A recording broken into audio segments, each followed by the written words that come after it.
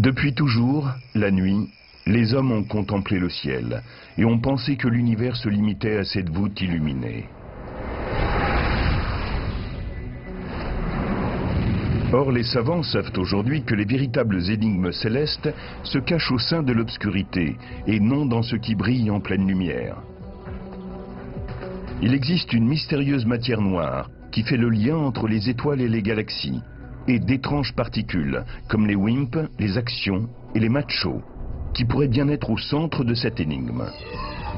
Il y a également une énergie sombre, de nature répulsive, qui crée de l'espace dans l'univers et éloigne les galaxies les unes des autres, leur réservant ainsi un destin funeste. À L2, la matière noire et l'énergie sombre constituent plus de 96% de l'univers. Tenter de découvrir leurs secrets, c'est comme tirer sur une cible en train de s'éloigner. Mais si nous parvenons à les percer, nous connaîtrons peut-être le sort ultime de notre univers.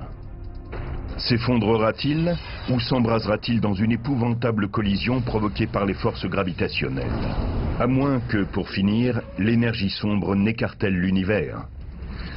Le pari est que l'univers mourra dans la glace. Pour comprendre l'univers, il est vraiment fondamental de comprendre ces deux éléments, la matière noire et l'énergie sombre. Nous allons faire un voyage vers la face obscure de l'univers. Nous allons partir à la poursuite de la matière noire et de l'énergie sombre.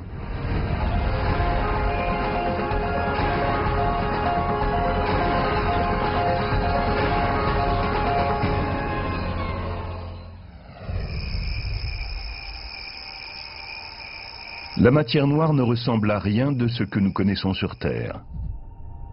À chaque seconde, des milliards de ces étranges particules traversent tout ce qu'elles rencontrent. Elles sont tellement massives qu'elles ont le pouvoir d'influencer les galaxies, leur formation et la vitesse à laquelle elles tournoient.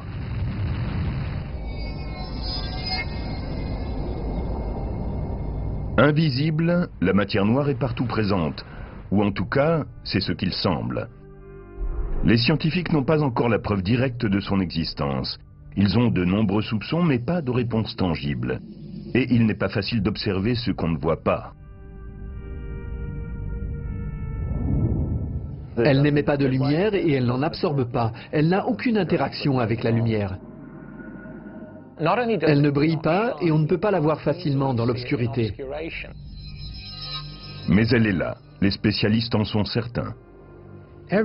Tous les manuels de la planète disent que l'univers est constitué d'atomes et de particules subatomiques. Eh bien, ils sont tous dans l'erreur. Et nous allons descendre sous terre pour en faire la preuve. Quand les gens entendent parler de cette matière invisible qu'on appelle la matière noire, ils disent « C'est ça, oui, prouvez-moi qu'elle existe ». Nous sommes à Soudan, dans le Minnesota, à 300 km des grandes villes illuminées. C'est l'endroit parfait pour traquer la matière noire, mais pour d'autres raisons que celles auxquelles on pense au premier abord. On pourrait croire que nous allons observer le ciel pour apercevoir la matière noire, car après tout, c'est de là qu'elle vient. Au contraire, nous allons mettre nos casques et descendre dans cette mine.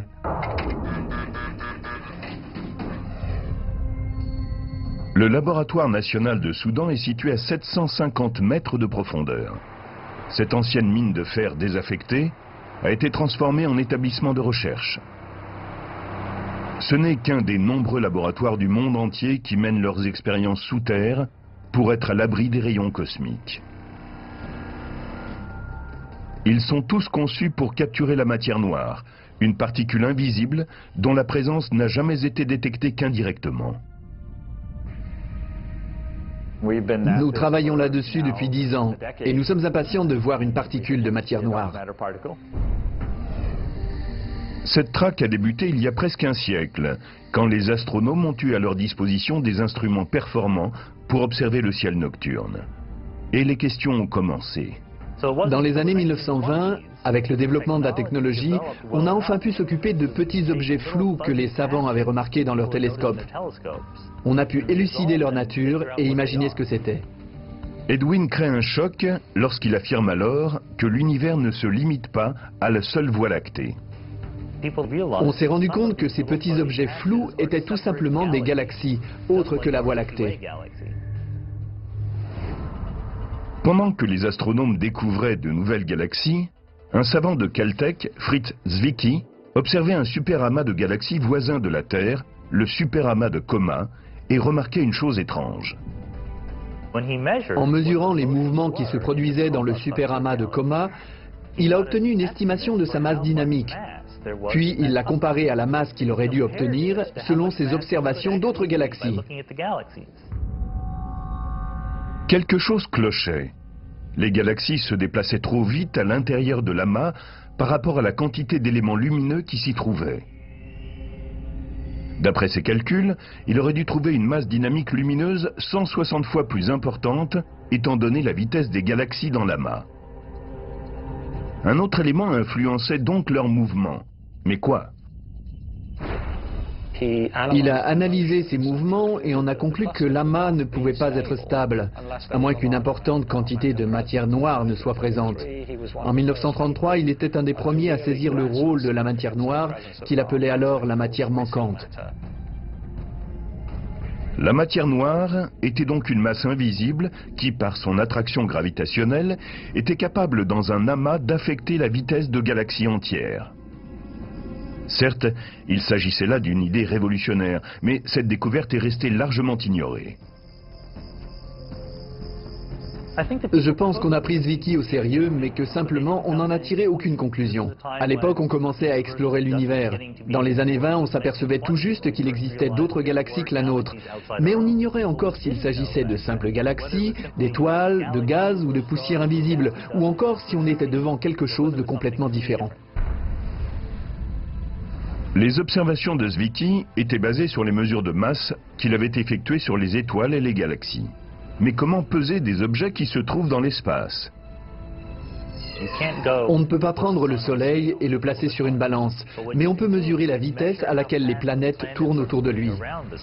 Et plus il y a de matière dans le Soleil, plus les planètes doivent accélérer pour rester sur leur orbite. Newton et Einstein ont dit tous deux que plus la masse d'un objet était importante, plus son attraction gravitationnelle était forte. Et plus un objet est loin du centre, plus il avance lentement sur son orbite, puisque l'attraction gravitationnelle diminue. Selon la théorie de la relativité générale d'Einstein, ou même selon la loi de la gravitation de Newton, les galaxies sont poussées les unes vers les autres. Ainsi le Soleil agit-il dans le système solaire. Sa masse attire Mercure plus vite que Pluton, parce que Mercure est plus proche du Soleil. Comme c'est le cas pour une galaxie, on s'attendrait à ce que plus les objets sont loin, plus ils se déplacent lentement pour poursuivre leur orbite.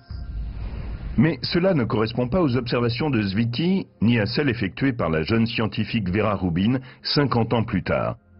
Celle-ci examine les courbes de rotation de galaxies spirales similaires à la Voie lactée. Et tout comme Zwicky, ce qu'elle constate lui semble étrange. Vera Rubin s'est aperçue qu'en fait, en s'éloignant, la vitesse du gaz et des poussières en orbite restait constante. Prenons une comparaison. Si une ville est une galaxie et que chaque voiture correspond à une planète ou une étoile, eh bien, malgré l'importance de la circulation, chaque voiture circulera autour de la ville à la même vitesse. Cette vitesse de rotation constante, en dépit de la quantité d'objets en circulation, est exactement ce qu'a observé Vera Rubin. Pour que les régions extérieures de la galaxie tournent aussi rapidement, il fallait qu'elles contiennent une masse beaucoup plus importante pour ne pas être disloquées.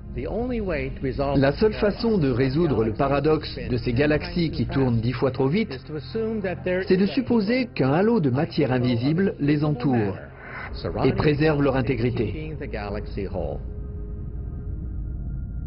La matière noire serait présente dans les galaxies et elle aurait une masse suffisante pour que la vitesse de rotation demeure constante. Imaginez que je sois la matière noire. Cette balle est une étoile qui tourne autour de moi car ma force gravitationnelle la maintient en place. Même si vous ne pouviez me voir, vous sauriez que quelque chose est là, car sinon l'étoile filerait en ligne droite. Il y a forcément un élément qui exerce sa force gravitationnelle et nous en déduisons ainsi l'existence de la matière noire. Vera Rubin a estimé qu'il y avait 10 fois plus de matière noire que d'éléments lumineux. Depuis, nous avons analysé des centaines de galaxies et elles sont toutes bâties sur le même modèle. Elles tournent trop vite par rapport à ce qu'elles sont, elles ont donc besoin de matière noire pour rester ensemble. Cette fois, les scientifiques ont porté leur attention sur ce phénomène et ont commencé à se demander ce qu'était cette matière noire.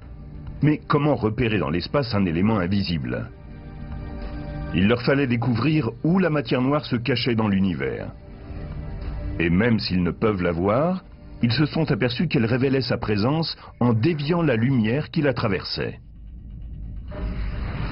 On appelle cela une lentille gravitationnelle ou mirage gravitationnel. Il s'agit d'un rayon lumineux virtuel qui révèle la matière invisible dans l'univers. Elle est comme toute matière. Elle est capable de dévier un rayon lumineux. C'est ainsi que la lumière peut être déviée de sa route par la matière noire. En retraçant le chemin parcouru par la lumière, la lentille gravitationnelle a détecté de la matière noire, concentrée dans les halos des galaxies. Elle a démontré son efficacité et révélé soudain la présence de matière noire. Cette technique de lentille gravitationnelle est la plus précise.